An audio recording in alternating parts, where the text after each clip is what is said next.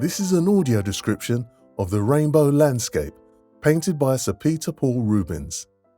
The rainbow landscape measures 137 by 233.5 centimeters, the span of a man's arms.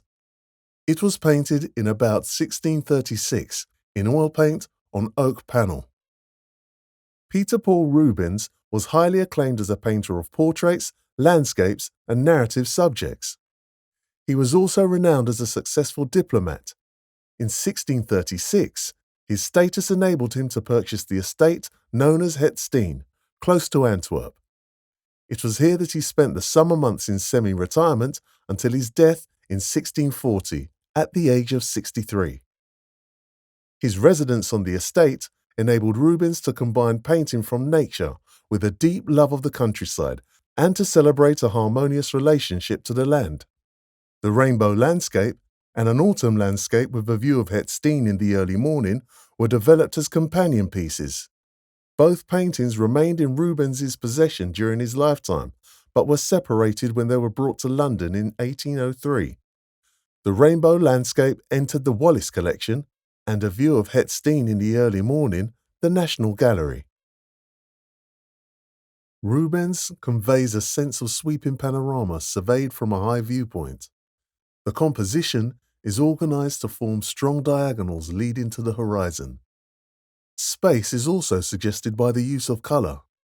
Warm browns in the foreground gently modulate to shades of green in the middle distance, to blue-grays far away.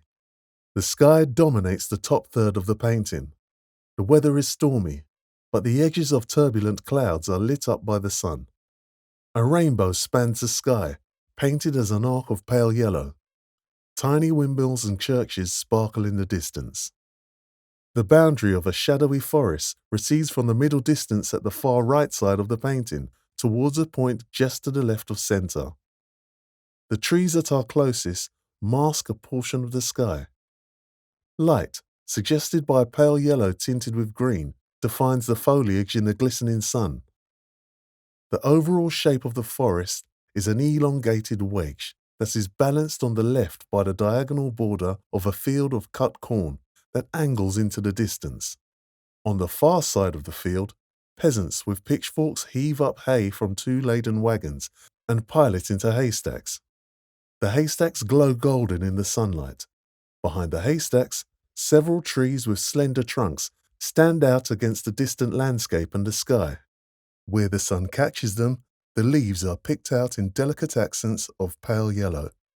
Long shadows cast by trees dotted about the fields suggest that it was late afternoon. Peasants go about their work in an atmosphere of tranquil contentment, painted small in scale compared to the vast landscape. Following the diagonal momentum of the field of cut corn, a rider with a broad-brimmed hat pulled down over his forehead enters the scene at the bottom left. His two chestnut horses pull a wagon that is loaded with hay, partly visible at the edge of the painting. As he passes, he looks down on a group of three people heading out of the picture in the opposite direction. A disheveled peasant carrying a pitchfork edges his way towards two young milkmaids. The girl on the right turns coquettishly to look up at the rider. She wears a small white cap, a white apron over a brown skirt, and a red blouse. The peasant takes his chances with the girl on his left. He looks at her with a smile on his face, but she gazes calmly away from him out of the picture. With a hand on her hip, she carries a basket on her shoulder and balances a large shiny brass milk jug on her head. She is barefooted, dressed in a blue skirt with a white blouse under her dark blue bodice. In the center of the painting, a group of cows amble down a rutted track into the foreground, following the milkmaids and their companion. A few cows stray into the meandering stream on the right, their reflections mirrored in the still water. The cattle disturb the quiet occupation of a man fishing in the stream.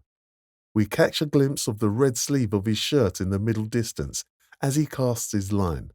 On a sandy bank at the bottom right, ducks preen and ruffle their feathers in the late afternoon sun. Several stretch out their necks to drink from the gleaming water. High in the sky above the landscape, the rainbow might be interpreted as a sign of hope for a continuation of the peaceful harmony that exists between man and the natural world.